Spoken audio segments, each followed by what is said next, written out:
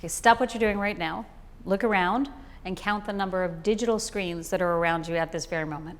There's probably one right in front of you. Your phone, your TV, your partner's phone, your iPad, your desktop computer. Our lives are filled with screens. Some of them are big and some of them are small. And while as adults, we might remember the days before this inundation of digital stimuli, our children have only known a world in which digital entertainment is as close as your mom or dad's pocket. Screen time is a constant temptation for parents and for children. It's convenient. It allows us to get other things done while our children are paying attention to something else. It's targeted towards children with special programming that's designed to teach reading or teach math or other social skills. It's calming, or so it appears, and it helps children focus as children are able to sit silently for very long periods of time in front of a computer or a TV.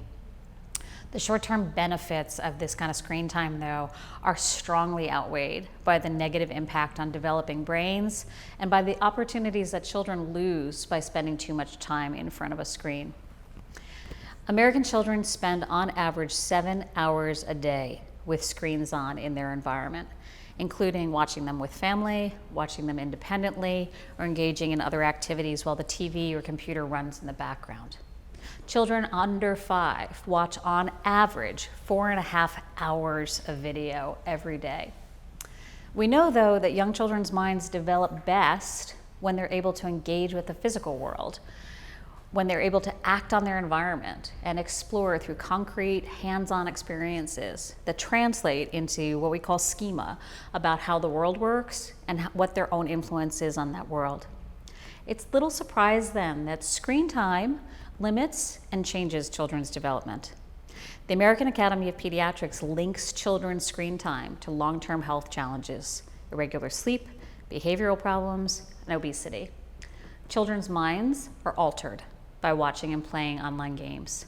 That ability to focus, recent studies link computer games and videos to increased levels of dopamine, which give children a short-term sense of pleasure, but they decrease their ability to remain focused when they don't have that immediate reward. That screen in front of them is not just one stimuli that they're paying attention to for a long time. It's however many millions of flickers of light every second. The rapid changes of images develop an expectation of that same frequent stimuli in ways that the real world just doesn't offer. The ability then to focus and concentrate in the pace of most real-world expectations, it's decreased. Think too about the time that children spend in front of their screens as a time when they necessarily aren't doing anything else. They aren't playing with their peers. They aren't building with blocks. They aren't interacting with their environment. They aren't creating new things. They aren't reading. They aren't influencing their world. They aren't socializing with their families. They aren't socializing with anybody else. They aren't engaging with the essential activities that support their physical and emotional and social and intellectual development. Montessori classrooms reflect children's natural development, and we address the critical opportunity to develop concentration and attention through prolonged practice with hands-on manipulatives. In our classrooms, real action leads to real consequences. Children's influence on their environment is observable and it's repeatable, and in turn, it helps to develop their understanding of how the world works and of their own ability to influence that world. These are the lessons of early childhood.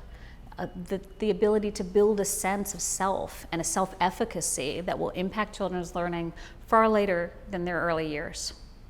So should you do away with your screens entirely? It's probably not feasible anymore, although it's an interesting goal. At least, screen time should be rare and very carefully monitored. The APA recommends no screen time at all for children under 2 years old, and no more than 2 hours total, including car rides and computer time and watching videos on parents' phones for children over 2. When you do use screens, think of them as a time with your child rather than as a digital caregiver.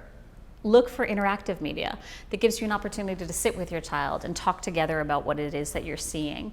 Use technology to access images that aren't available locally, like video images of geography from around the world, or interactive chat time with family members who are far away. Avoid using screen times to keep your child busy while you do other tasks. And look instead for things like hands-on puzzles or Play-Doh or building blocks or other special activities.